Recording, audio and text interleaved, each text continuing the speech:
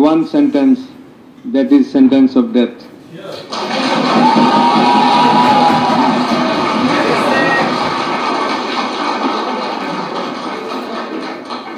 Second count, killing 6 persons at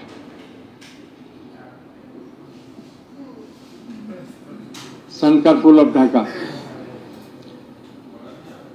which was committed in contemplation, in furtherance by virtue of her order, as stated beforehand.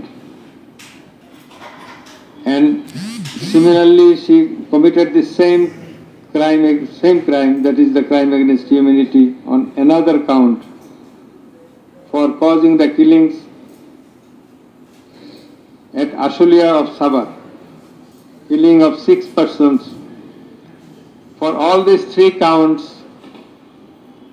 we have decided to inflict her with only one sentence, that is sentence of death.